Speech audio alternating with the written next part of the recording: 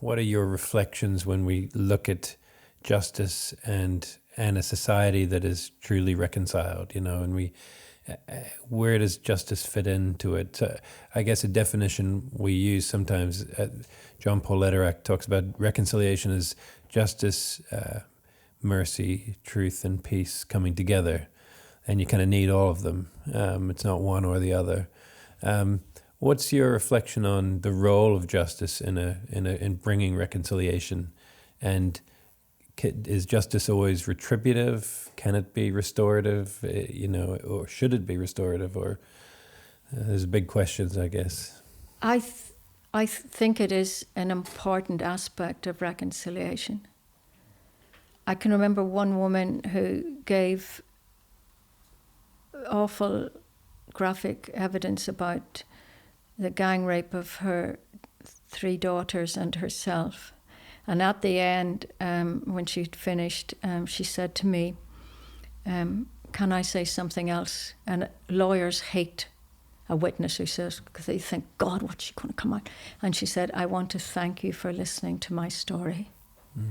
And that she felt better that people heard what she said. And that came through quite often, that need to speak out. One of the reasons we didn't have gender-based violence in previous war crimes hearings was they said, women don't want to relive that, they don't want to talk about it.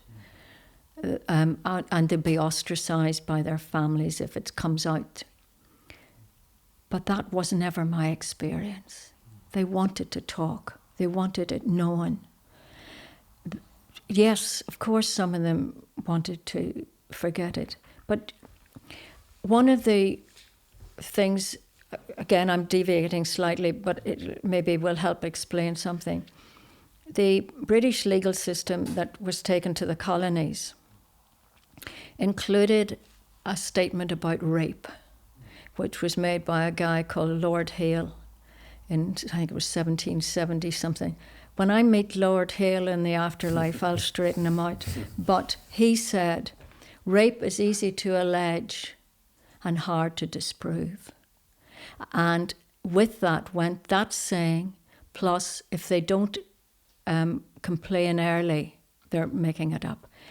That permeated the courts of the British colonies, from Papua New Guinea to Botswana to America. America was the first to try and underline it. But that concept about women being unreliable as witnesses, and it didn't really happen, came as part of a belief system that condoned a lot of gender-based violence. Plus, in places like Papua New Guinea, where they said, well, I've got a right to hit her, I paid bride price, that type of thing. So when it comes to justice and reconciliation,